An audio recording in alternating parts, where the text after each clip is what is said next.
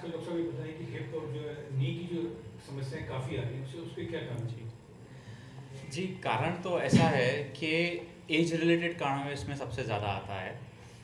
जो ऑस्टियोआर्थराइटिस हम बोलते हैं, वो ओल्ड एज में स्पेशली 45-50 ईयर्स के बाद में आने के चांसेस बहुत बढ़ जाते हैं।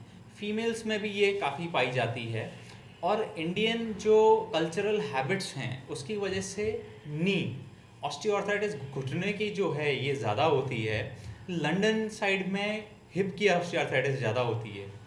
पर ऐसा नहीं है कि हिप की ऑस्टियोआर्थराइटिस कम होती है। कुछ कॉजेज जो होते हैं एवास्कुलर नेक्रोसिस ऑफ हिप जैसे है, जो किसी ज़्यादा अल्कोहल पीने वाले में या जिनको किसी वजह से स्टीरॉयड देना पड़ गया हो चमड़ी के रोग की वजह से, उसके साइड इफ़ेक्ट की वजह से कुछ लोगों के कूल्हे जो हैं हिप जो हैं सूख जाते हैं, उनमें ब्लड जाना बंद हो जाता है।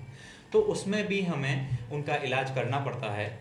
और इलाज जो है वो इतना अच्छा आ गया है आजकल। लोग पहले डरा करते थे कि क्या करवाएंगे, हम बदलवाना पड़ेगा घुटना, ठीक होंगे कि नहीं, कितने टाइम बेड पे आराम करना पड़ेगा।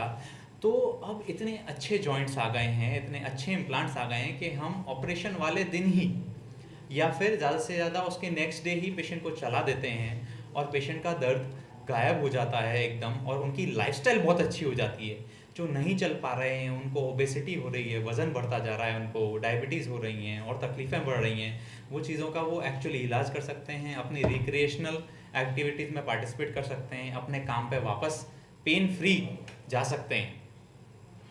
तो सर ये बताइए कि अक्सर मरीज जब आते हैं आपके पास वो अक्सर सवाल होता है उनका कि ये हर उसका रिप्लेसमेंट ही उसका इलाज है?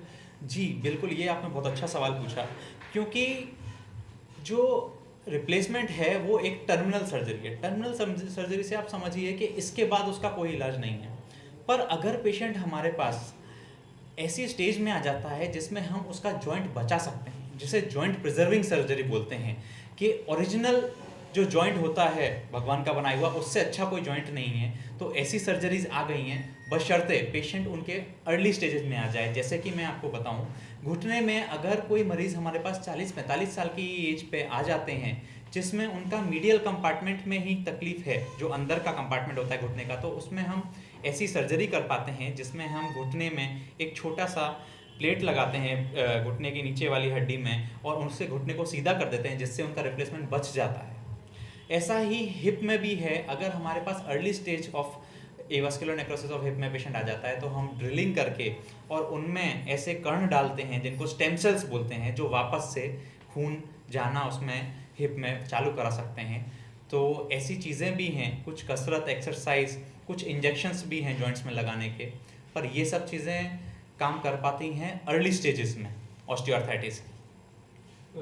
सर रिप्लेसमेंट होने के बाद क्या वो पेशेंट आम जो पहले काम काम करता था उसी तरह काम करता है? देखिए, जो अब जो नए तरीके के इम्प्लांट्स आए हैं उसमें वो इतने अच्छे हो गए हैं कि पहले हम पेशेंट को बोलते थे कि पालथी नहीं मार पाएंगे या फिर पालथी मार के ज़मीन पर नहीं बैठ पाएंगे।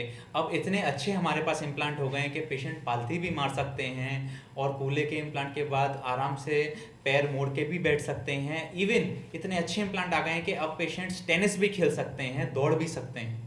तो हमारे पास जो इम्प्लांट्स हैं वो बहुत ही अच्छी क्वालिटी के हैं और पेशेंट्स को बिल्कुल घबराने की ज़रूरत नहीं है ये अंधविश्वास की कि ऑपरेशन के बाद उनकी चाल चली जाएगी या वो कुछ काम नहीं कर पाएंगे। अब तो 20-20 साल तक के रिप्लेसमेंट्स जो हैं उनका फॉलोअप है और इतना टाइम तक ऑपरेशन की ज़रूरत नहीं पड़ती है।